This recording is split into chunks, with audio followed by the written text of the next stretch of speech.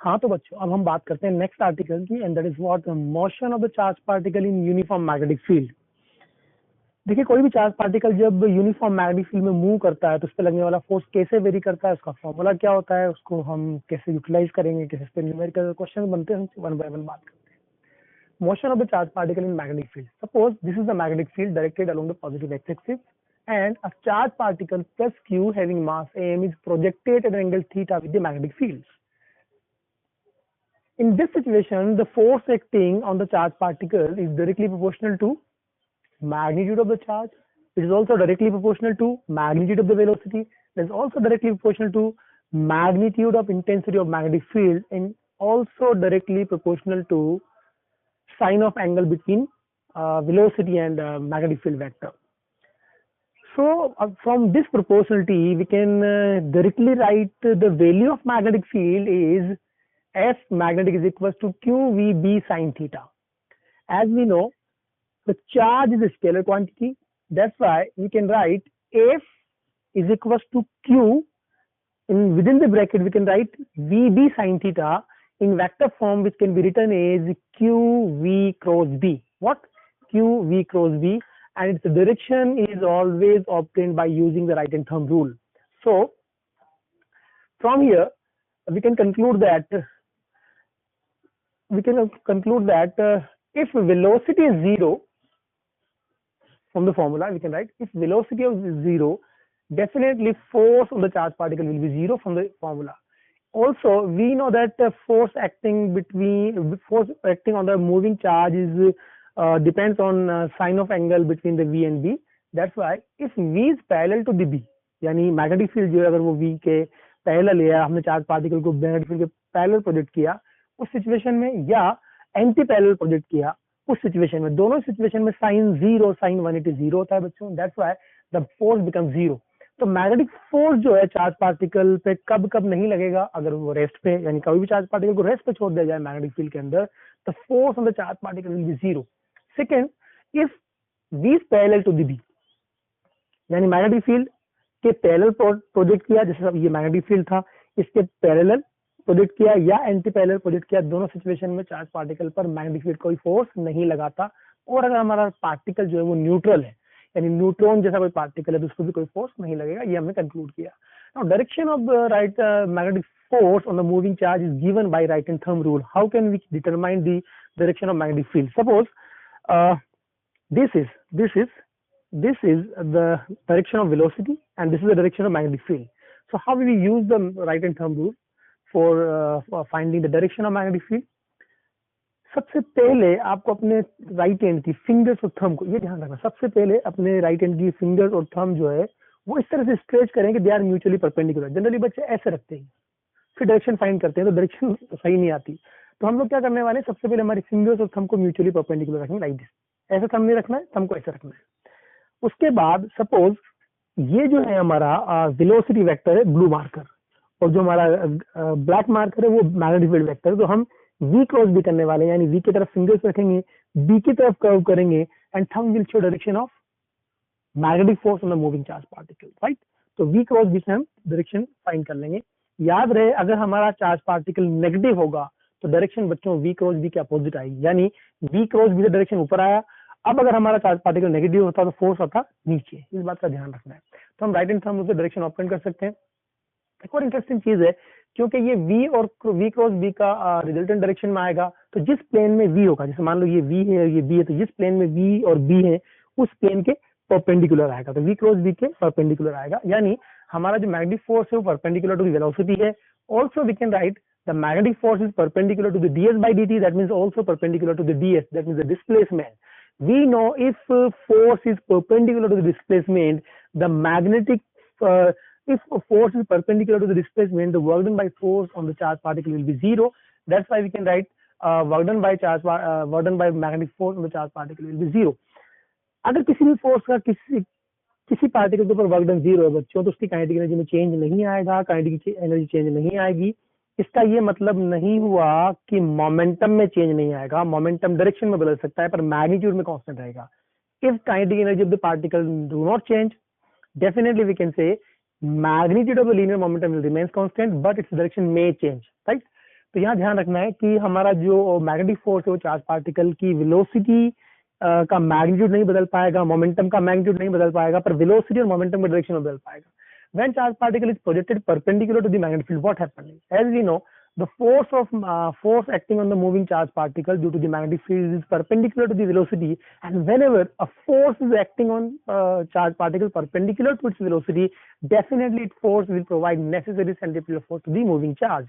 तो होगा ये कि जब ये हमारा जो चार्ज पार्टिकल है इस पे लगने वाला फोर्स अगर मान लो परपेंडिकुलर, सपोज हमारा magnetic field into the plane of the board है and the velocity of the charge particle is in rightward direction.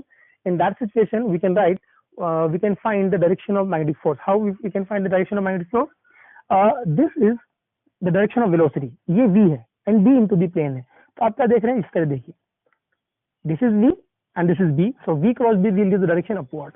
तो आप क्या देख रहे हैं कि डायरेक्शन इधर आएगा, यानी v के परपेंडिकुलर डायरेक्शन इधर आएगा, और क्योंकि ये फोर्स वेलोसिटी के परपेंडिकुलर तो इसको नेसेसरी सेंट्रीपिटल फोर्स प्रोवाइड करेगा, and definitely the charge particle will start moving in a circle of radius r. Now what will be the radius of the circle? We can find by using the concept simply. As we know the magnetic force qvb will provide mv² by r. यहाँ हम लोग जो है वो v से v को cancel कर देंगे और r की वैल्यू मिल जाएगी mv अपॉन qb. mv को हम लीनियर मोमेंटम लिख सकते हैं, तो mv upon qb equals to p upon qb. Also we know that linear momentum is equals to under root of 2 times of mass into kinetic energy. तो हम वो लिख रहे हैं 2 टाइम, ये मैकेनिक्स में आप पढ़ते हो, under root of 2 times of mass in kinetic energy upon qb. ठीक है. फिर एक और चीज देखिए कि हमारा जो चार्ज पार्टिकल है वो यूनिफॉर्म मैग्नेटिक फील्ड में सर्कुलर मोशन कर रहा है, हमें पता है उसकी स्पीड चेंज नहीं हो रही है, पर वेलोसिटी का डायरेक्शन कंटिन्यूअसली बदल रहा है. आप देख रहे हैं डायरेक्शन में वेलोसिटी लगातार बदल रही होगी, पर उसकी मैग्नीट्यूड नहीं बदलेगी, मतलब स्पीड नहीं बदलेगी. अब अगर मुझे मान लो इसकी एंगुलर वेलोसिटी निकालना है, टाइम पीरियड निकालना है, फ्रीक्वेंसी निकालना है, तो हम लोग क्या करने वाले हैं? आप देखिए mv इक्वल टू qbr होगा, एम v की जगह ओमेगा r पुट कर दूंगा, फिर r से r को आप कैंसिल कर सकते हैं और यहाँ से ओमेगा की वैल्यू मिल जाएगी qb अपॉन m. फिर आप जानते हैं ओमेगा की वैल्यू 2 पाई f होती है, तो f की वैल्यू मिल जाएगी qb अपॉन 2 पाई m और टाइम पीरियड मिल जाएगा 2 पाई m अपॉन qb. जो सबसे इंटरेस्टिंग चीज आपको दिमाग में रखनी है वो ये कि हम चार्ज पार्टिकल की वेलोसिटी बढ़ा दें या कम कर दें, इसका टाइम पीरियड, फ्रीक्वेंसी और एंगुलर वेलोसिटी में कोई चेंज नहीं आएगा. मतलब ये जो तीनों पैरामीटर्स है ये वेलोसिटी का मैग्नीट्यूड पर डिपेंड नहीं करते. अब आप सोच रहे हो कैसे डिपेंड नहीं करते? यहाँ एक बहुत आसानी से आप चीज समझ सकते हो बच्चों. जब हम वेलोसिटी बढ़ाते हैं तो जब वेलोसिटी बढ़ाते हैं तो पार्टिकल की स्पीड बढ़ गई, लेकिन स्पीड बढ़ी साथ ही साथ उसका रेडियस जो है सर्कल का वो भी बढ़ जाता है. मतलब वेलोसिटी अगर आपने बढ़ा दी तो अब भी उसको एक चक्कर काटने में उतना ही टाइम लगेगा, क्योंकि अगर उसकी आपने v बढ़ा दी तो उसकी रेडियस बढ़ने की वजह से पाथ लेंथ भी बढ़ जाएगी, यानी टाइम में कोई चेंज नहीं आएगा. एक रिवोल्यूशन करने में जो टाइम लगेगा उसमें कोई चेंज नहीं आएगा, फ्रीक्वेंसी नहीं बदलेगी, एंगुलर वेलोसिटी नहीं बदलेगी. ये चीजें दिमाग में सेट करके रखना, इस पे कंसेप्चुअल क्वेश्चन आते हैं. Now what will be the kinetic energy of the moving charge in magnetic field? As we know, kinetic energy is given by half mv square and also it can be written as p square by 2m. So it is a p square by 2m, but the value of p is qbr, जो हमने यहाँ लिखा था. देखिए the value of p यानी it is qbr. Now we can write instead of p square we can write q square b square r square upon 2m. ठीक. तो ये सारे एक्सप्रेशन आप अच्छे से याद रखें, इस पे कंसेप्चुअल और न्यूमेरिकल दोनों तरह के सवाल आते हैं. क्या होगा हम चार्ज पार्टिकल को, जैसे b है, बी के परपेंडिकुलर प्रोजेक्ट करने के बजाय किसी एंगल पे प्रोजेक्ट करें, जैसे हमने यहाँ प्रयोग किया. हमारा जो मैग्नेटिक फील्ड है वो अलोंग द एक्स एक्सिस है और हमने हमारे चार्ज पार्टिकल को एक्स एक्सिस से किसी एंगल पे प्रोजेक्ट किया लाइक दिस. जब आप उसको एक्स एक्सिस से किसी एंगल पे प्रोजेक्ट करते हो बच्चों, तो उसकी वेलोसिटी के दो कंपोनेंट आएंगे. क्या? यानी मैग्नेटिक फील्ड से आपने किसी एंगल पे प्रोजेक्ट किया तो मैग्नेटिक फील्ड के अलोंग जो कंपोनेंट आएगा वो v cos थीटा होगा, उसके परपेंडिकुलर जो कंपोनेंट आएगा वो v sin थीटा होगा. हमें पता है जो वेलोसिटी मैग्नेटिक फील्ड के अलोंग होती है वो फोर्स के लिए रिस्पॉन्सिबल नहीं होती. इसका मतलब जो vb cos थीटा है वो यहाँ सर्कुलर मोशन में कोई रोल प्ले नहीं करेगा. सेंट्रीपिटल फोर्स जो प्रोवाइड किया जाएगा qvb sin थीटा, उसमें जब हम v लिखेंगे वो v sin थीटा लिखा जाएगा और v sin थीटा और b के बीच का एंगल कितना है? 90 डिग्री. इसलिए हम हमारा फॉर्मूला लिख रहे हैं q v sin theta b sin 90. sin 90 is angle between the v sin theta and b and sin 90 equals to 1. That's why the radius becomes equals to what? mv sin theta upon qb. ये हमें radius मिल गया. तो हमने क्या देखा कि हमारा magnetic field इधर था, चार्ज पार्टिकल को हमने ऐसे प्रोजेक्ट किया. हम देखेंगे कि जो v sin थीटा है वो इधर है, आई बात समझ में, और b इधर है. तो बच्चों आप क्या देख रहे हैं? ये v था और ये b था, तो v क्रॉस b के अकॉर्डिंग फोर्स मेरी तरफ आएगा. ये v था, ये v sin थीटा मतलब V cos थीटा फोर्स के लिए रेस्पॉन्सिबल नहीं है, V sin theta is the responsible for the force. तो V sin थीटा इधर है और ये है B, तो V क्रॉस B फोर्स मेरी तरफ लगेगा, यानी आप चार्ज पार्टिकल जब ऐसे फेंका ऐसे, तो चार्ज पार्टिकल ऐसे इधर मेरी तरफ आता हुआ ऐसे सर्कुलर मोशन करना स्टार्ट कर देगा और ये एक हेलिकल पाथ बनाएगा, क्योंकि V sin थीटा तो घुमा रहा है और V cos थीटा इधर चलाएगा, तो it will perform a helical path. यहाँ देखिए इस हेलिकल पाथ का जो हेलिकल पाथ को फॉलो करते वक्त जो रेडियस बनेगा वो तो ये होगा mv sin theta upon qb। फिर हमें अच्छी तरह पता है कि टाइम पीरियड फ्रीक्वेंसी और एंगुलर वेलोसिटी पे डिपेंड नहीं करते, इसलिए टाइम पीरियड की अगर वैल्यू आप कैलकुलेट करेंगे तो 2 pi r upon v sin theta होगा, बट r की value mv sin theta upon qb है। यहाँ पुट करने पर आपको वापस वही रिलेशन मिलेगा 2 पाई m upon qb does not depend on velocity. एक और चीज देखिए, एक पार्टिकल जब एक रिवोल्यूशन पूरा करता है तो एक रिवोल्यूशन पूरा करते वक्त वो कितना अलोंग द बी चला, वो जो डिस्टेंस होता है उसको वन पिच बोलते हैं। क्या बोलते हैं? पिच। तो पिच ऑफ द हेलिक्स। तो पिच यहाँ था, यहाँ से एक चक्कर काट के वापस यहीं आया, एक पूरा चक्कर काटा, तब तक वो पी चला। तो पी की जो वैल्यू होगी बच्चों को क्या होगी, वी कॉस थीटा की वजह से टी टाइम में कितना डिस्प्लेसमेंट ट्रेवल करेगा, v cos theta into t. आपने यहाँ टी पुट कर दिया, टी की वैल्यू आप चाहे तो ये पुट कर दें, आपको पिच की वैल्यू मिल जाएगी। ठीक, तो ये देखिए कि आप जब किसी चार्ज पार्टिकल को मैग्नेटिक फील्ड के पैरेलल एंटी पैरेलल नहीं फेंक रहे हैं, किसी राइट एंगल पे नहीं फेंक रहे हैं, हम किसी एंगल पे जो प्रोजेक्ट करते हैं उसका पाथ कैसा होता है, हेलिकल पाथ होता है, उसके पिच का रिलेशन क्या होता है, उसका रेडियस क्या होता है, टाइम पीरियड क्या होता है, all explanations are available here. इसकी प्रैक्टिस करें, इस पर बहुत बढ़िया क्वेश्चन बन सकते हैं। Now what is the Lorentz force? Actually जब हमारा चार्ज पार्टिकल इलेक्ट्रिक और मैग्नेटिक फील्ड में कंबाइनली मूव करता है तो उस पर दोनों फोर्स लगते हैं, उस पर मैग्नेटिक फोर्स भी लगेगा और इलेक्ट्रिक फोर्स लगेगा। दोनों फोर्सेस का जो वेक्टर सम से जो हमें फोर्स मिलता है, net force because of magnetic force and electric force is combinely known as Lorentz force. तो लॉरेंज फोर्स की जो वैल्यू होगी, it is the vector sum of magnetic force and electric force. If Lorentz can be written as q v cross v plus q e, इसको combinely क्या बोलते हैं, Lorentz force. इस पर भी हम कुछ केस बनाएंगे और कुछ केस करेंगे जो नेक्स्ट अभी इस क्वेश्चन के बाद हम लोग स्टडी करेंगे। यहाँ देखिए एक बढ़िया क्वेश्चन है, इस पे बहुत बढ़िया क्वेश्चन बन सकते हैं। A charge particle plus q projected perpendicular to the uniform magnetic field B exist in the width d. ये डी विड्थ है, ये डी विड्थ है। इस डी विड्थ के अंदर अंदर की तरफ यूनिफॉर्म मैग्नेटिक फील्ड एग्जिस्ट करता है। Find out the angle of deviation theta when particle comes out from the field। तो हम क्या देख रहे हैं कि ये जो हमारा डी विड्थ का रीजन है, इस रीजन के अंदर into the plane of the god uniform magnetic field है। अब हम इस मैग्नेटिक फील्ड के अंदर फील्ड फ्री रीजन से, जहां मैग्नेटिक फील्ड नहीं, ये फील्ड फ्री रीजन, यहाँ से प्लस क्यू चार्ज को वी वेलोसिटी से मैग्नेटिक फील्ड के परपेंडिकुलर प्रोजेक्ट करते हैं। आप देख रहे हैं कि मैग्नेटिक फील्ड अंदर था और वी बच्चों इधर है। हम क्या देख रहे हैं, मैग्नेटिक फील्ड अंदर है और वी इधर है, तो वी क्रॉस वी के अकॉर्डिंग जो फोर्स लगेगा वो ऊपर लगेगा इस तरफ।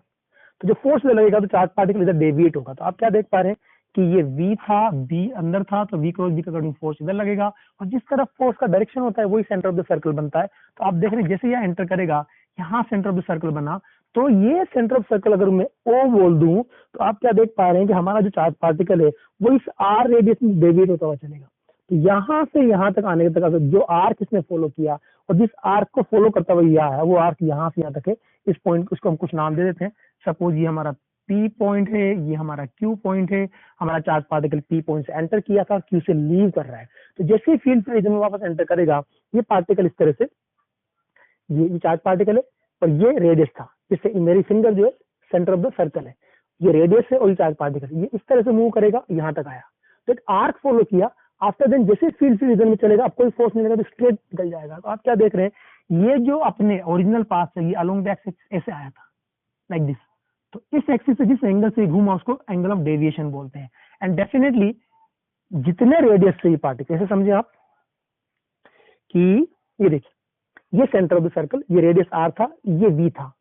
तो जितने एंगल से हमारा ब्लैक मार्कर रोटेट होता है उतने एंगल से हमारा ब्लू मार्कर भी रोटेट होगा, क्योंकि अभी ये रिजिड बॉडी बन चुकी है ना। तो आप क्या देख रहे हैं कि r और v हमेशा परपेंडिकुलर बने रहेंगे।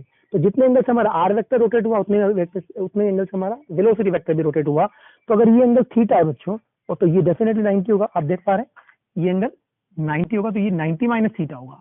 और क्योंकि r और v के बीच का जो एंगल है वो ये 90 है, तो फिर ये एंगल थीटा हो जाएगा। हमें थीटा की वैल्यू कैलकुलेट करनी है, तो हम इस ट्राइंगल, इस वाले ट्राइंगल को यूज करके कंफर्टेबली साइन थीटा की वैल्यू लिख सकते हैं। कैसे लिखेंगे साइन थीटा की वैल्यू? ये थीटा है, इसके सामने वाले ये पोजीशन परपेंडिकुलर होगा और ये हाइपोटेन्यूज बनेगा, तो d upon r, sine theta equal to d upon r. R की वैल्यू वही बनेगी क्या? M v upon q b. तो जब मैं आर की वैल्यू पुट कर देता हूँ m v upon q b, तो मुझे साइन थीटा की वैल्यू मिलती है q b d upon m v, and that can be written as theta equal to sine inverse q b d upon m v. यहाँ एक दो case और समझिए, क्या होता कि हमारा जो डी है वो आर के बराबर होगा। अगर डी इक्वल टू आर हो जाएगा तो बच्चों साइन थीटा की वैल्यू 1 हो जाएगी, और साइन थीटा की वैल्यू 1 होगी, इसका मतलब थीटा की वैल्यू 90 डिग्री होगी। इसका ये मतलब होगा कि हमारा चार्ज पार्टिकल जिस रीजन, जैसे मेरा हाथ ये रीजन था, यहाँ से यहाँ तक का डी विड्थ का रीजन है, चार्ज पार्टिकल यहाँ से एंटर करेगा, डेविएट होता हुआ ऐसे चलेगा और टेंजेंशियली ऐसे निकल जाएगा ऊपर, राइट? ऐसे एंटर किया था, ऐसे और ऐसे निकला, मतलब 1/4 आर्क फॉलो करता हुआ निकलेगा। अगर magnetic field slightly greater than D हुआ, यानी जो width of the magnetic field greater than D होगा, तो पार्टिकल यहां से घूमता हुआ आकर के टेंजेंशियली ऐसे ऊपर निकलने के बजाय वापस कंप्लीटली मैग्नेटिक फील्ड के अंदर रहेगा, फर्दर वो मूव करेगा और ये 180 तक घूम के वापस आएगा। मतलब ये होगा कि अगर ये हमारा जो डी है ये ग्रेटर देन आर होता, तो सिचुएशन के अंदर आपका जो चार्ज पार्टिकल है वो चार्ज पार्टिकल यहां से एंटर करता, सेमी सर्कल फॉलो करता और वापस इसके इनिशियल डायरेक्शन के अपोजिट डायरेक्शन में मूव करता हुआ निकल जाता। तो ये कुछ केसेस बन सकते हैं जिसपे आप प्रैक्टिस करेंगे, ठीक से समझेंगे इसको और प्रैक्टिस करेंगे तो इससे रिलेटेड सभी सवाल कंफर्टेबली सोल्व कर सकते हैं। हाँ तो बच्चों, अब हम बात करते हैं कुछ क्वेश्चंस की based on the motion of the charge particle in magnetic field. ये जो क्वेश्चन है ये बहुत कॉमन क्वेश्चन है, कई बार एग्जाम्स में पूछा जा चुका है। अलग अलग तरह से क्वेश्चन एग्जाम्स के अंदर आता है, और मोस्ट कॉमन प्रॉब्लम जो एग्जाम में पूछी जाती है वो यहाँ एग्जाम्पल की फॉर्म में हम रख रहे हैं। The question is what proton, alpha particle and deuteron accelerated by the same potential difference and then enters into the same magnetic field, a same uniform magnetic field perpendicular to the field. Find out ratio of their radius and time periods neglecting interaction between the particles. तो यहाँ हम क्या देख रहे हैं बच्चों की, देखिए जब किसी भी चार्ज पार्टिकल को v पोटेंशियल डिफरेंस एक्सेलरेट करते हैं तो उसकी जो काइनेटिक एनर्जी होती है वो क्या होती है? Q into V। ये हम इलेक्ट्रोस्टैटिक्स में बात कर चुके हैं। When a charge particle is accelerated to the potential difference V, its kinetic energy is given by QV. Now, what is the radius of the circle in uniform magnetic field? We already calculated. R is equal to mv by qv. mv is the momentum. Momentum की value under root of 2 times of m into kinetic energy होती है, तो 2 times into m, और kinetic energy की जगह मैंने Q भी लिख दिया। अब यहाँ से अगर मैं इसको देखता हूँ, देखो बच्चों क्यू जो है ऊपर न्यूमरेटर के अंदर रूट के अंदर है और नीचे आउट ऑफ रूट है, तो इसको जब अपन रूट के अंदर लेके जाएंगे तो this becomes q upon q square root, that is 1/रूट क्यू। आप देख रहे हैं सेम मैग्नेटिक फील्ड के अंदर प्रोजेक्ट किया है, सेम पोटेंशियल डिफरेंस से प्रोजेक्ट किया है, इसलिए जो कांस्टेंट पैरामीटर सबके वो हम हटा देंगे और हम डायरेक्टली प्रोपोर्शनली लेके आ जाएंगे under root of m by q। यानी हमारे जो चार्ज पार्टिकल्स जिनको हमने एक्सेलरेट किया है with the same potential difference, उनका जो रेडियस है वो root of m by q के प्रोपोर्शनल होगा। अब हम बात कर रहे हैं root of the radius of the proton, radius of the alpha particle and radius of the neutrons का रेशियो। तो अब देखिए एक्चुअली पहले आपको ये पता होना चाहिए कि अल्फा पार्टिकल क्या होता है, न्यूट्रॉन क्या होता है। प्रोटॉन के बारे में आप सब जानते हो। प्रोटॉन का जो चार्ज होता है वो 1 यूनिट होता है, मास भी 1 यूनिट होता है। Alpha particle is double ionised helium ion, that means ये जो हीलियम होता है हमारा उसका न्यूक्लियस होता है, उससे दोनों इलेक्ट्रॉन्स निकाल दें तो हीलियम न्यूक्लियस के अंदर क्या बचेंगे? 2 प्रोटॉन और 2 न्यूट्रॉन। तो उसका जो मास है वो तो होगा 4 यूनिट और चार्ज होगा 2 यूनिट। इसी तरह से ड्यूट्रॉन जो होता है वो ड्यूटेरियम का न्यूक्लियस होता है। अगर एक इलेक्ट्रॉन निकाल दो ड्यूटेरियम से तो उसके पास एक प्रोटॉन एक न्यूट्रॉन बचता है, तो प्रोटॉन और न्यूट्रॉन का जो टोटल मास है वो 2 यूनिट मान लिया जाएगा और चार्ज सिर्फ प्रोटॉन का 1 यूनिट होगा। तो प्रोटॉन ड्यूट्रॉन जो होता है हमारा उसका जो चार्ज होता है वो 1 यूनिट और मास होता है 2 यूनिट। हम क्या करने वाले हैं? Root of m by q की जगह प्रोटॉन के लिखेंगे 1 unit and 1 unit, 4 unit, 2 unit, 2 unit and 1 unit. अगर आप इसको देखेंगे तो root m by k cancel out हो जाएगा और ये 4/2 is the root 2 and 2/1 is the root 2. The ratio becomes 1 to root 2 is to root 2. So this is the ratio of the radius following by the particles. Now what will be the ratio of the time periods? Time period is given by 2 pi m upon qb. We know that all the particles are projected in same magnetic field given by b. So 2 pi and b is the constant for all the particles. That means the time period becomes equals to, the time period is directly proportional to m by q ratio. ये जो m by q है इसके proportional आएगा। हमें पता है m by q का जो रेशियो होगा वो क्या होगा बच्चों?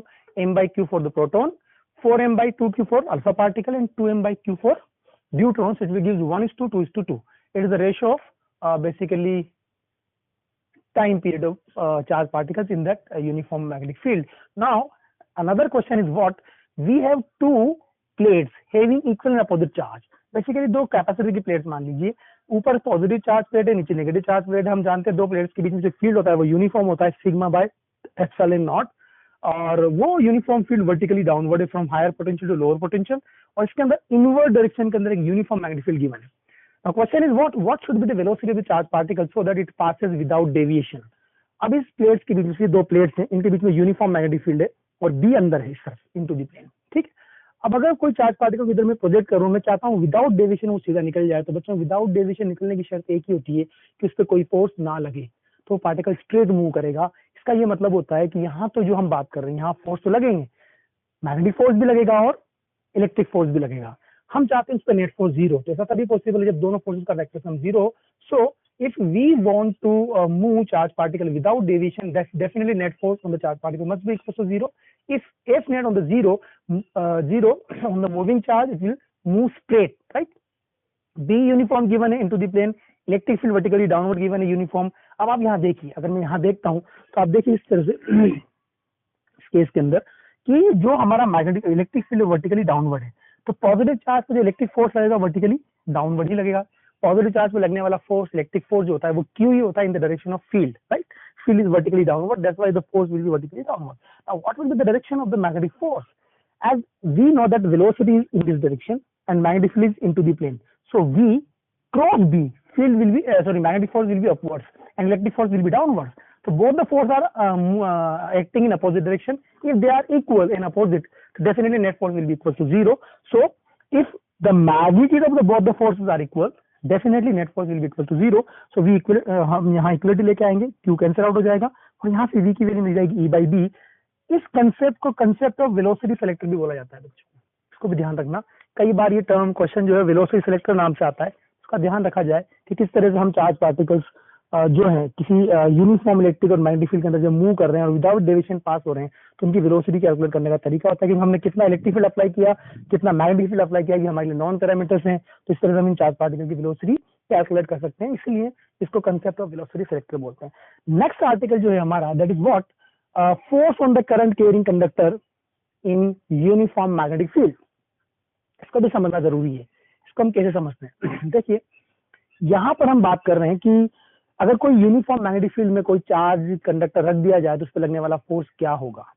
तो जैसा कि आप डायग्राम में देख पा रहे होंगे कि हम यहाँ पर क्या कर रहे हैं बच्चों कि ये एक्स एक्सिस है, ये वाई एक्सिस है और ये जेड एक्सिस है। हमारा जो मैग्नेटिक फील्ड है वो यूनिफॉर्म है और वो अलोंग द जेड एक्सिस है, जबकि हमारा जो कंडक्टर है वो यहाँ मैग्नेटिक फील्ड के अंदर रखा हुआ है parallel to the x axis, और जो करंट का डायरेक्शन है वो नेगेटिव एक्स में इस तरफ। मान लो लेंथ ऑफ द कंडक्टर जो है वो एल है, तो इस सिचुएशन के अंदर किसी करंट कैरिंग कंडक्टर पर लगने वाला जो फोर्स होता है वो दिया जाता है magnetic force equal to I L cross v. ये फॉर्मूला आप याद रखें। तो direction of magnetic force on the current carrying conductor can be obtained by using right hand thumb rule. How we can obtain the direction of magnetic force? We will use right hand thumb rule.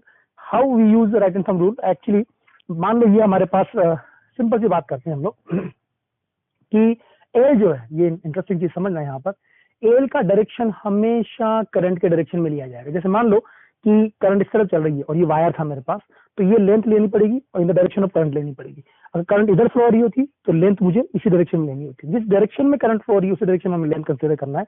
अब यहाँ कुछ चीजें समझने की, वो क्या, यहाँ मैंने एक टर्म लिखी है एल, इंटीग्रेशन ऑफ डीएल। अगर कोई छोटा सा एलिमेंट कभी कभार मुझे दे दिया जाए तो उस छोटे से एलिमेंट की अगर लेंथ डीएल कंसीडर करूंगा तो टोटल लेंथ कैसे कैलकुलेट करूंगा? Total length is vector length बोलते हैं। क्या बोलते हैं? Vector length. Vector joining the end points of the conductor whose direction is along the current. जो मैंने डायग्राम बना रखा है इसको ध्यान से देखें। यहाँ पर आप क्या देख पा रहे हैं कि ए से बी तक किसी रैंडम शेप कंडक्टर के अंदर करंट फ्लो हो रही है, तो मुझे इसकी इफेक्टिव लेंथ क्या लेनी पड़ेगी? इसकी इफेक्टिव लेंथ मुझे ए से बी पॉइंट को ज्वाइन करने वाला वेक्टर लेना पड़ेगा, राइट। तो इसको अपन वेक्टर लेंथ बोलते हैं। तो कभी भी आपको अगर रैंडम शेप का कंडक्टर दे दे जिसके एंड पॉइंट के बीच की इफेक्टिव लेंथ निकालेंगे, जैसे अपन डिस्प्लेसमेंट कैलकुलेट करते हैं वैसे हम निकालेंगे और उस इफेक्टिव लेंथ को यूज करके फिर हम फोर्स कैलकुलेट कर लेंगे। तो इसको बोलते हैं वेक्टर लेंथ। ए से बी तक करंट जा रही है तो ए से बी को डायरेक्टली ज्वाइन किया, इसकी लेंथ एल ली, और क्योंकि ए से बी तक करंट जा रही थी तो हम ए से बी तक ही करंट का डायरेक्शन लेंगे और वही एल का डायरेक्शन लेंगे। अब यहाँ देखिए force between the to parallel wires. Actually क्या है कि दो वायर्स हैं मेरे पास। सपोज मैं आपसे ऐसे बात कर लूं, ये हमारे पास दो wires, these are the two conducting wires. दोनों लॉन्ग वायर्स है। तो आप जानते हैं इसके अंदर करंट ऊपर जा रही है, इसके अंदर भी करंट ऊपर जा रही है, दोनों में करंट का डायरेक्शन सेम लिया है। अगर डायरेक्शन ऑफ करंट अपोजिट होगा तो क्या होगा हम बाद में डिस्कस करेंगे। फिलहाल हम करंट का डायरेक्शन सेम लेके चल रहे हैं और आप देख रहे हैं कि ये जो हमारा कंडक्टर 1 है, ये कंडक्टर 1 सेकंड कंडक्टर के फील्ड में रखा होगा, क्योंकि आप जानते हैं कोई भी करंट कैरिंग कंडक्टर अपने सराउंडिंग में मैग्नेटिक फील्ड प्रोड्यूस करता है। तो मान लो कंडक्टर 1 है, इसको हम 1 नाम दे देते हैं। ये कंडक्टर 1 है और ये कंडक्टर 2 है। तो आप क्या देख पा रहे हैं, कंडक्टर 2 जो है वो कंडक्टर 1 के फील्ड में रखा हुआ, मैंने हम D1 लिखा। D1 is the magnetic field produced due to the conductor 1 and B2 is the magnetic field produced due to the conductor 2। तो आप देख पा रहे होंगे कि ये हमारा कंडक्टर है, तो ये करंट का डायरेक्शन देखिए ऊपर है, तो राइटवर्ड डायरेक्शन के अंदर यहाँ इस पूरे रीजन के अंदर इसका जो मैग्नेटिक फील्ड होगा ऊपर जाने वाली करंट की वजह से इनटू द प्लेन आएगा, जो मैंने B1 लिखा क्रॉस के थ्रू इनटू द प्लेन। इसी तरह से इसका जो डायरेक्शन है करंट का वो ऊपर ही है, तो इसका अगर मैं देखूंगा सेकंड कंडक्टर का, तो उस तरफ इस तरफ से इसका मैग्नेटिक फील्ड अंदर होगा लाइक दिस, लेकिन इधर जो फील्ड होगा वो बाहर निकल के आएगा। तो आप देख पा रहे हैं कि D2 जो है वो सेकंड कंडक्टर का फील्ड है जो कि आउटवर्ड डायरेक्शन के अंदर है। अब हमें जानते हैं कि किसी भी कंडक्टर पर करंट कैरिंग कंडक्टर पर लगने वाला फोर्स ILB होगा, या मैं अगर बात करूं L और B के बीच का एंगल अगर 90 डिग्री है तो मैं इसको ILB डायरेक्टली लिख सकता हूं। आप देखिए ये करंट ऊपर है, B बाहर है, एंगल 90 है, ये करंट ऊपर है, B अंदर है, यहाँ भी एंगल 90 डिग्री है। तो दोनों कंडीशन के अंदर एंगल 90 डिग्री है।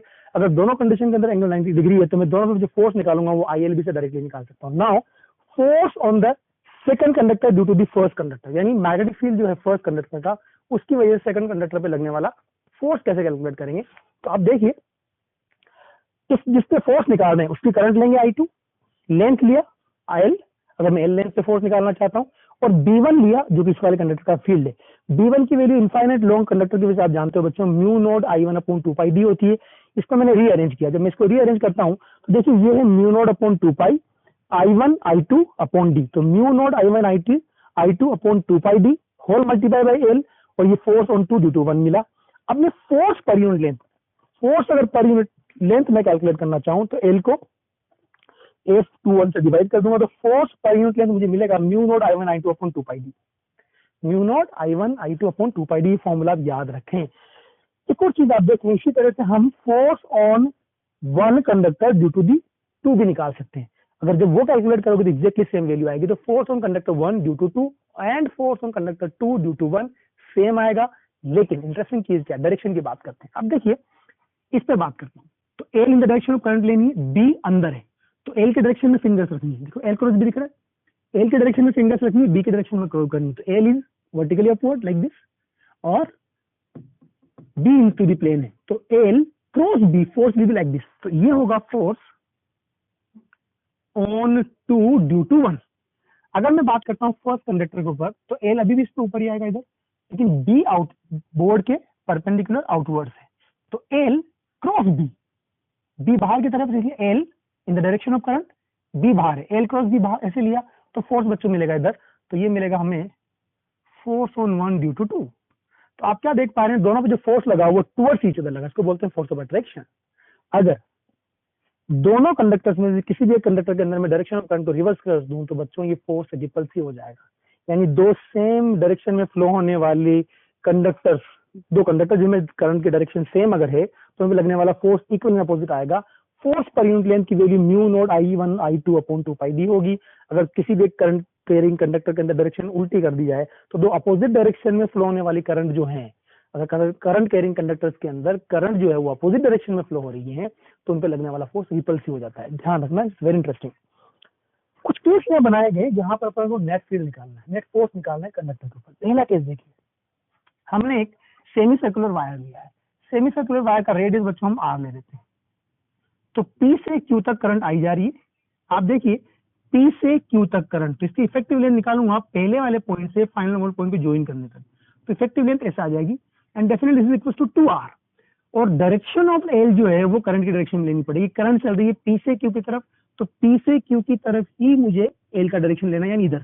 अब आप देख पा रहे होंगे जिधर B है उधर ही L है, तो L और B के बीच का एंगल 0 है, और जब L और B के बीच का एंगल 0 तो फॉर्मूले के according ILB sin 0 will give 0, इसलिए इस पर कोई फोर्स नहीं लगेगा। अगर मैं डायरेक्शन ऑफ करंट Q से P कर दूं तो भी फोर्स 0 होगा, तो एंगल 180 हो जाएगा, sin 180 भी 0 होता है।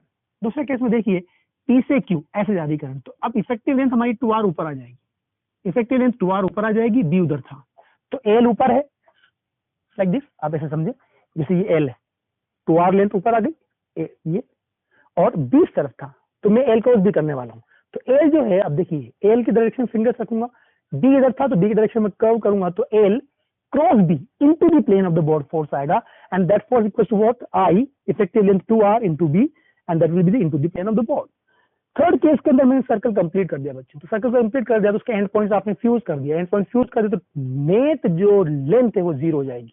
जैसे डिस्प्लेसमेंट नहीं होता, एक पार्टिकल जहां था सर्कल के अलोंग चल के वापस वहीं आ जाता है, तो डिस्प्लेसमेंट जीरो हो जाता है। एक्जेक्टली ऐसे के वैसे ही इसके इनिशियल और फाइनल पॉइंट को ज्वाइन करने वाला वेक्टर जो है उसका मैग्नीट्यूड जीरो होगा, इसलिए इफेक्टिव लेंथ जीरो होगी, तो डेफिनेटली इस पे फोर्स की वैल्यू जीरो होगी। तो किसी भी सर्कुलर लूप के अंदर, किसी भी शेप का circular loop uniform magnetic field में रख दिया जाए तो उस पर मैग्नेटिक फोर्स क्या होता है, जीरो।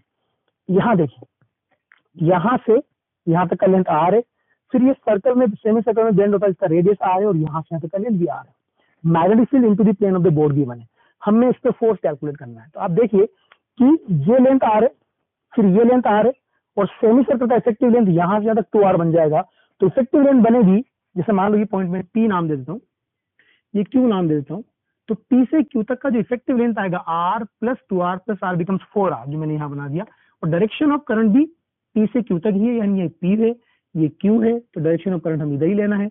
और आप देख पा रहे हैं कि magnetic field into the plane था, तो L लूंगा in the direction of current, L B अंदर, तो L क्रॉस B आएगा ऊपर, यानी फोर्स लगेगा ऊपर, and answer will be what, I, L की value 4r into B, I 4r B is the final answer of the question. In question की practice करें, हम कुछ और बात करते हैं। हाँ तो बच्चों, अब हम बात करते हैं कुछ numericals based on the motion of the charge particle in magnetic field. The first question is what? When a charged particle is released in a room, its acceleration is a node along the west. Its acceleration is along the west, and the value is a node. When the same charged particle is projected along the north direction, its acceleration is 3a node along the west direction. जब मैं उसको north direction में project करता हूँ v not speed से, तो उसका जो एक्सेलरेशन है वो अब 3a नोड हो जाता है। हमें बताना है इलेक्ट्रिक फील्ड की वैल्यू क्या होगी और मैक्सिमम पॉसिबल मैग्नेटिक फील्ड क्या होगा। तो इस क्वेश्चन को सोल्व करने के लिए हम सबसे पहले क्या करने वाले हैं, जैसे कि हमें पता है चार्ज पार्टिकल को रिलीज किया जा रहा है, just after the release its acceleration is a not, v not. When a charge particle is release its speed is zero, और जब कोई पार्टिकल रेस्ट पे हो तो उसका मैग्नेटिक फोर्स उसके ऊपर जीरो होता है, और अगर मैग्नेटिक फोर्स की वैल्यू जीरो है तो डेफिनेट इस पर लगने वाला फोर्स सिर्फ इलेक्ट्रिक फोर्स होगा, और इलेक्ट्रिक फोर्स किसी भी पॉजिटिव चार्ज पार्टिकल पे इलेक्ट्रिक फील्ड के डायरेक्शन में लगता है, और जिधर फोर्स रहेगा उधर एक्सेलरेशन आएगा। तो सीधी सी बात हम लोग कर सकते हैं कि in case first when charge particle is release its acceleration is a naught, so only electric force is acting on the charge particle, that will be equal to what, because of proton positive charge particle है, तो E is QE basically, E equal to ma naught. From here we can find the value of E, electric field ma naught upon E towards the west। जिस तरफ acceleration होगा उधर ही force होगा, हमारा charge particle positive है। Now what happened in the second case? In the second case, charge particle is projected along the north direction। बच्चों north direction में इसकी वेलोसिटी है और इसका एक्सेलरेशन 3a नोड हो जाता है, किस डायरेक्शन के अंदर, वेस्ट डायरेक्शन के अंदर। तो पहले वाले केस के अंदर भी इसका एक्सेलरेशन जो है वो a नोड था, वेस्ट डायरेक्शन में था, तो QE जो फोर्स पहले लग रहा है वो रेस्पॉन्सिबल अभी भी a नोड एक्सेलरेशन देने के लिए। इसका मतलब जो एडिशनल 2a नोड एक्सेलरेशन आया है वो डेफिनेटली मैग्नेटिक फोर्स की वजह से आया होगा, क्योंकि अभी भी नेट एक्सेलरेशन हमारा अलोंग दी वेस्ट ही है। तो हम सीधी सी बात करेंगे कि जो हमारा मैग्नेटिक फोर्स है, maximum value of magnetic field जब 90 डिग्री पे एक्ट करेगा फोर्स, सॉरी QV भी sin 90 हो जाएगा, तब B मैक्सिमम होगा हमारा। तो B की जो मैक्सिमम वैल्यू निकालना चाहता हूं तो QV भी sin 90 से निकालूंगा, and that is the net force on net magnetic force of the charge particle, QVB sin 90, Q की जगह मैंने E पुट किया, that is equal to 2 times of ma naught. From here we can find the value of B, that is equal to 2 ma naught upon E V naught, and that is the value of magnetic field. Direction of the magnetic field also can be found by using right hand thumb rule। कैसे? हमने charge particle को north के along project किया है, तो अब देखिए north के अलोंग प्रोजेक्ट किया है और एक्सेलरेशन उसका वेस्ट में है, इसका मतलब V हमारा इधर है, B अंदर होना चाहिए बच्चों। अगर B अंदर है, देखिए B अंदर होगा तभी तो V क्रॉस B अंदर, V क्रॉस B वेस्ट की तरफ देगा, इसका मतलब direction of magnetic field is into the plane of the board. Now what is the second question says, a particle having charge plus q and mass m released from the rest in the region of electric field and magnetic field given by B equals to minus B naught j k, यानी हमारा जो magnetic field है वो B not है पर along the negative y, and electric field E not k के, यानी हमारा जो इलेक्ट्रिक फील्ड है वो भी कांस्टेंट है पर वो along the पॉजिटिव जेड है, यानी इस बोर्ड के परपेंडिकुलर आउटवर्ड लाइक दिस, इसको हम पॉजिटिव जेड कंसीडर करेंगे। Find the speed of the charge particle at the function of Z coordinate. देखिए बच्चों क्या है कि जो इलेक्ट्रिक फील्ड है वो अलोंग द जेड एक्सिस है, और जेड कोऑर्डिनेट के फॉर्म में हमें उसकी स्पीड चाहिए। हमें पता है कि किसी भी चार्ज पार्टिकल पर मैग्नेटिक फोर्स का जो वर्क है वो जीरो होता है, कि मैग्नेटिक फोर्स कभी भी उसकी स्पीड नहीं बढ़ा सकता। जो भी उसकी काइनेटिक एनर्जी में चेंज आएगा वो चेंज इन काइनेटिक एनर्जी के लिए रिस्पॉन्सिबल होगा work done by electric force, और electric force along the z axis है, यानी इस तरफ जेड एक्सिस का अलोंग। तो जो पार्टिकल को आपने यहाँ से रिलीज किया वो जेड कोऑर्डिनेट जब ट्रेवल करता है तो work done by electric force जो होगा वो QE into Z होगा, जो मैंने यहाँ लिखा। Work done by magnetic force will be always equal to 0, and work done by the electric force will be equal to QE naught into Z. Z is the displacement traveled by the particle from initial position. And according to work energy theorem, we can write half mv square is equal to QE naught Z, and that will give V equals to under root of 2 times of QE naught Z whole divided by m. So this is the answer of the second question. What is the third question said? This is a very important question. It is asked in various exams. तो इसको हम बात करते हैं charge particle having charge plus q in mass m moving under the influence of uniform electric and magnetic field, but electric field is directed along the positive x axis and magnetic field is directed towards the positive Z axis. That means अभी भी हमारा जो magnetic field है वो out to the plane है और electric field इस तरफ है। जो डायग्राम में आपको दिखा रखा है ये एक्स एक्सिस है, ये वाई एक्सिस है, जेड एक्सिस हम इस तरफ ले रहे हैं perpendicular to the plane of the board outward, right. तो इस केस के अंदर जो एक्स वाई प्लेन है उसके अंदर चार्ज पार्टिकल जो है अपना पाथ डेविएट करता है, पी पॉइंट पर उसकी स्पीड हमें दे दी जाती है वी आई के, और जब वो क्यू पॉइंट पे पहुंचता है उसकी स्पीड हो जाती है -2v/j, यानी चार्ज पार्टिकल जो है वो डिफ्लेक्ट होता हुआ 90 डिग्री से रोटेट हो जाता है। फिर आप देख पा रहे होंगे कि हमसे पूछा गया है कि पार्टिकल की स्पीड जो पी पॉइंट पे है वो 2I0 IK पे और क्यू पॉइंट पे -2v/j पे। हमें बताना है मैग्नीट्यूड ऑफ इलेक्ट्रिक फील्ड कितना होगा स्पेस के अंदर, साथ ही साथ हमें भी बताना है कि the rate of work done by electric field at the point P and Q and rate of work done by the magnetic field at the point P and Q। जैसा कि डायग्राम में आपको दिखा रखा है, इनिशियल पॉइंट पे speed v है, final point पे स्पीड q है। हम जानते हैं कि मैग्नेटिक फोर्स का वर्क 0 ही होगा, तो जो भी वर्क किया वो इलेक्ट्रिक फील्ड ने किया। अब आप ये देखिए वर्क डन हम कैसे कैलकुलेट करते हैं। वर्क डन कैलकुलेट करने का सबसे आसान तरीका होता है force into displacement in the direction of applied force. तो अगर मैं आपसे पूछूं कि ये चार्ज पार्टिकल है पॉजिटिव, उस पर कौन सा फोर्स जो वर्क करेगा, तो आपका डेफिनेटली आंसर होगा only electric field, and electric field is directed along the positive x-axis. That's why the work done can be written as work done by electric field can be written as what? QE is the force and displacement in the direction of force is what? यहाँ से release किया था बच्चों, यहाँ से project किया था बच्चों, यहाँ से in the direction of electric field जो displacement है वो 2a होगा। So what will be the value of work done by the electric field? From the work energy theorem we can write change in kinetic energy equals to work done by electric field. So what is the final kinetic energy? Half m 2v का square, क्योंकि final speed 2v हो गई, minus half m v square जो यहाँ थी, that is equal to force into displacement in the direction of applied force, and which will gives what 2 times of QEA, that is equal to, देखो यहाँ क्या हो जाएगा, हाफ m v स्क्वायर में common ले लूंगा और यहाँ बचेगा 4 - 1 दैट इज 3, तो 3/2 mv स्क्वायर आ जाएगा। तो 2 times of QEA equal to 3/2 mv square, and definitely from here electric field equals to what 3 mv square upon 4 QA. Second question, rate of work done by the electric field at the point P and Q. We know what is the rate of work done. Rate of work done is definitely power, and power is can be written as dW by dt or simply F dot V.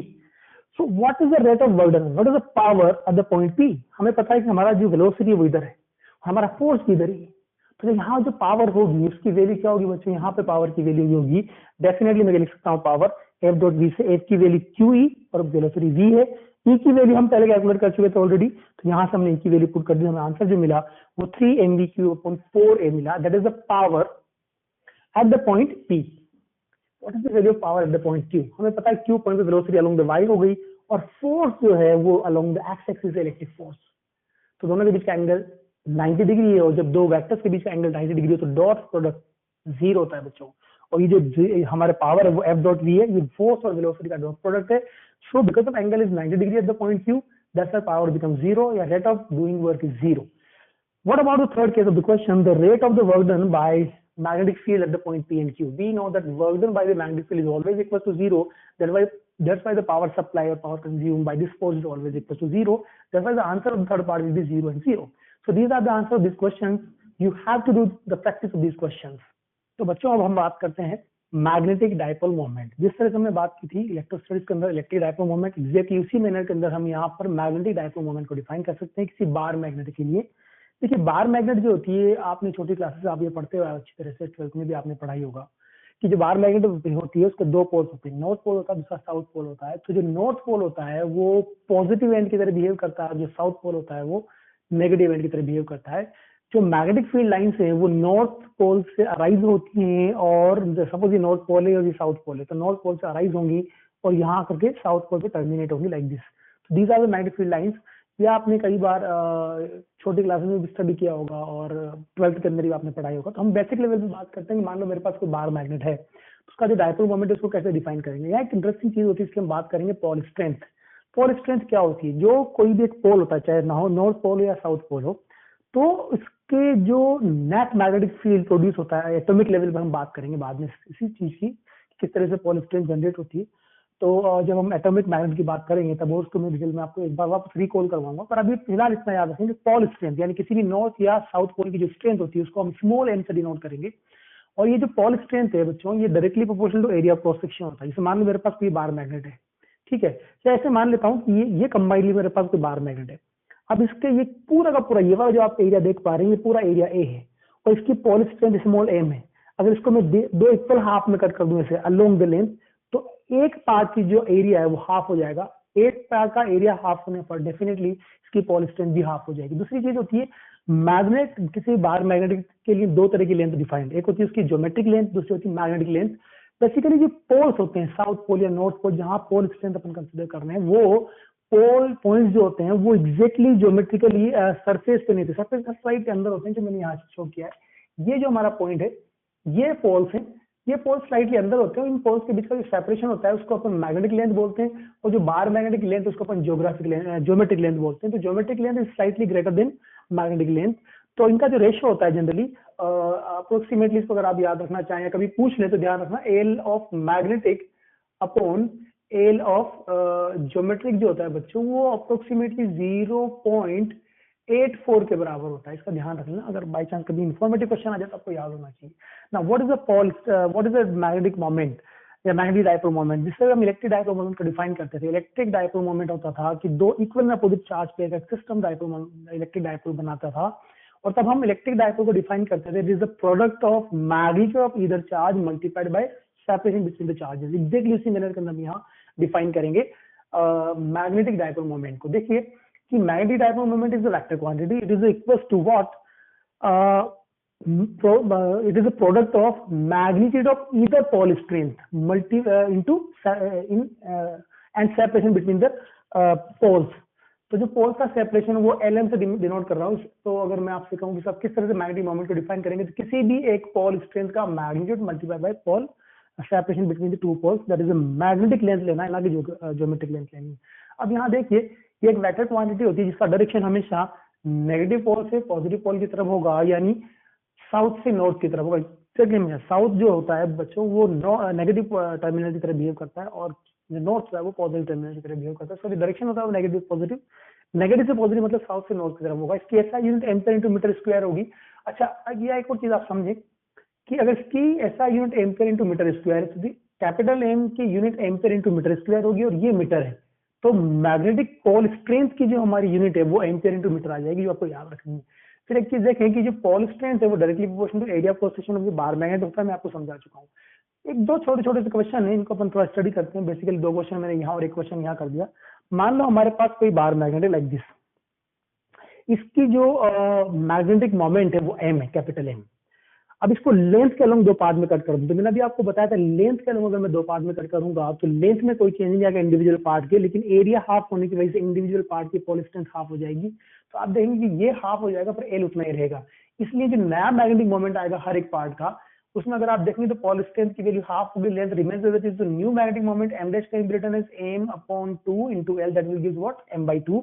तो जो bar magnet थी हमारे पास initially, उसका जो net magnetic moment था individual part का magnetic moment उसका half हो जाएगा, राइट।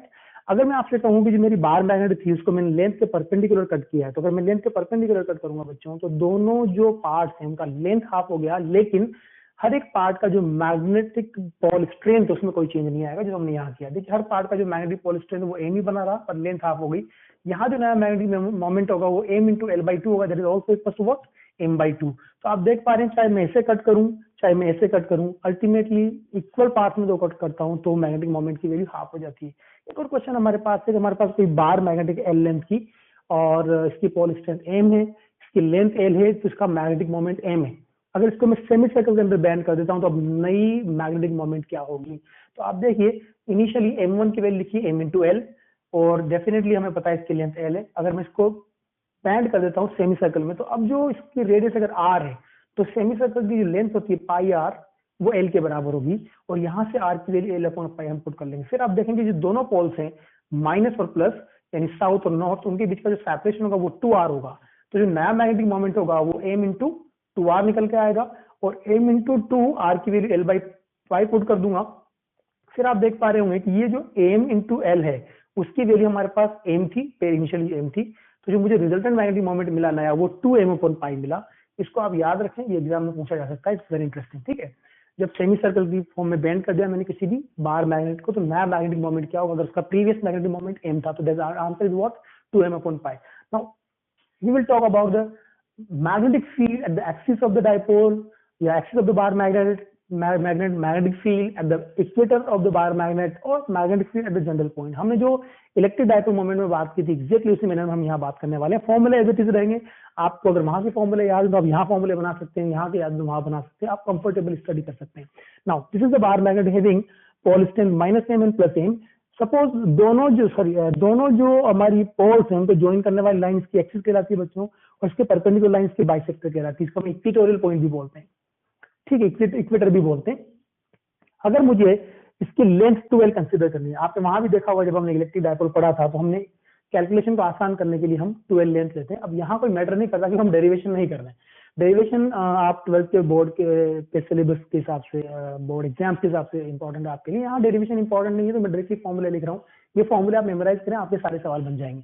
तो हमारा जो ये पॉइंट है जहाँ एक्सिस पे कोई पॉइंट है, यहाँ का जो मैग्नेटिक फील्ड है वो बी एट एक्सिस है, इसकी वैल्यू क्या होगी, म्यू नॉट अपॉन 4 पाई 2m अपॉन डी क्यूब। अगर मैं म्यू नॉट अपॉन 4 पाई को के लिखूं तो बच्चों ये मिलेगा 2km अपॉन डी क्यूब। अगर आपको याद हो तो वहां मिलेगा 2kp upon R cube, right. वहां p इलेक्ट्रिक डायपोल मोमेंट था, यहाँ m मैग्नेटिक डायपोल मोमेंट है। वहां सेपरेशन हमने स्मॉल r ले लेते हैं, डी ले लेते हैं, डजंट मैटर। तो ये मैग्नेटिक मोमेंट है, सॉरी इलेक्ट्रिक फील्ड इंटेंसिटी है because of this bar magnet at axis. Now what is electric field intensity at equator. Equator की अगर मैं बात करूं या बाइसेक्टर पॉइंट की मैं बात करूं, तो यहाँ पे जो electric field magnetic field intensity that is equal to what, mu naught upon 4 pi m upon d cube equal to km upon d cube. Definitely उसके कंपैरिजन में मैग्नीट्यूड में हाफ है। पर यहाँ एक इंटरेस्टिंग चीज और इसको आपको नोटिस करना है, वहां और यहाँ कंपैरेटिव स्टडी भी आप कर सकते हैं।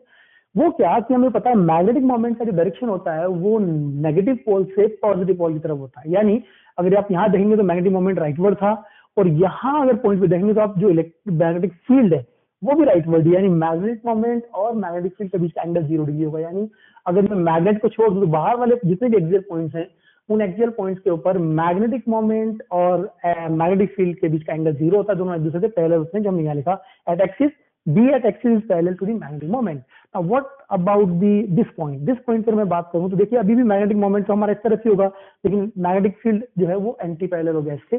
तो at equatorial point magnetic field और मैग्नेटिक मोमेंट के बीच का एंगल 180 होता है, both are anti parallel to each other, आप कैसे भी याद रख सकते हैं। अब what about the magnetic field at the general point, ये हमारी मैग्नेट है, और यहाँ से थीटा एंगल पर मिड पॉइंट से डी डिस्टेंस पे या डी पोजीशन वेक्टर पर कोई पॉइंट पी मैंने लोकेट किया, वहां मुझे मैग्नेटिक फील्ड की वैल्यू बतानी है। तो यहाँ बेसिकली इसका डेरिवेशन हमें नहीं करना है, हमें फॉर्मूला याद रखना है। अगर आप ये फॉर्मूला याद रखते हो तो ये दोनों आंसर भी आपको ऑटोमेटिकली आ जाएंगे by putting the value of theta.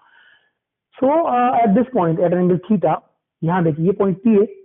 अब ये क्या है कि जो हमारा एक्स एक्सिस है, जिधर हमने एक्सिस कंसिडर की, उससे थीटा एंगल पर पी पॉइंट मैंने कंसिडर किया है। तो थीटा एंगल पर अगर मैं देखूं तो जिस पोजीशन वेक्टर के, जहां जो पोजीशन वेक्टर हम ले रहे हैं उसकी जो लाइन है, ये लाइन, उस लाइन से अल्फा एंगल पर नेट मैग्नेटिक फील्ड आया बी। बी की जो वैल्यू होती है that is equal to mu naught upon 4 pi m upon D cube under root of 1 plus 3 cos square theta. और यहाँ पर इस थीटा और इस अल्फा में जो रिलेशन होता है वो याद रखें, tan alpha equal to half of tan theta. तो आप डायरेक्टली बात कर सकते हो। एक और चीज यहाँ समझें कि देखिए अगर मान लो इस पॉइंट को मैं इस एक्स पॉइंट पे लेकर आता हूँ तो X is the axial point, अगर मैं इसको वाई पे लेकर आ जाऊँ तो Y is the equatorial point. तो अगर मैं इसको यहाँ लेकर आता हूँ, ये एंगल डिक्रीज होता तो बच्चों जीरो हो जाएगा। तो इस पॉइंट के लिए एंगल जीरो होगा तो कोस जीरो की वैल्यू आप जानते हैं +1 होती है, तो कोस स्क्वायर थीटा भी 1 हो जाएगा। तो 1 + 3 जो मिलेगा वो 4 मिलेगा, 4 का रूट 2 हो जाएगा, आंसर आपका ये आ जाएगा। और अगर मान लो मैं इस पॉइंट की बात करूं वाई के लिए, तो थीटा की वैल्यू जो बढ़ते बढ़ते 90 हो जाएगी, तो वाई पॉइंट के लिए थीटा की वैल्यू 90 डिग्री होगी। और जब 90 पुट करूंगा कोस 90 तो जीरो होता है, जब इसकी वैल्यू आप जीरो पुट करेंगे तो आपको जो रिजल्ट मिलेगा वो अपना आप ही मिल जाएगा। तो ये अलग अलग पॉइंट्स पे मैग्नेटिक फील्ड है, बाहर मैग्नेटिक पे, ये सारे फॉर्मूले आप याद रखें, जो कंसेप्ट आपको यहाँ समझाएं याद रखें। क्रेश कोर्स में इतनी इन्फॉर्मेशन मोर देन इनफ है, इस इन्फॉर्मेशन से आपके सारे बेसिक सवाल सोल्व हो जाएंगे। अब हम बात करेंगे behaviour of this bar magnet in external magnetic field.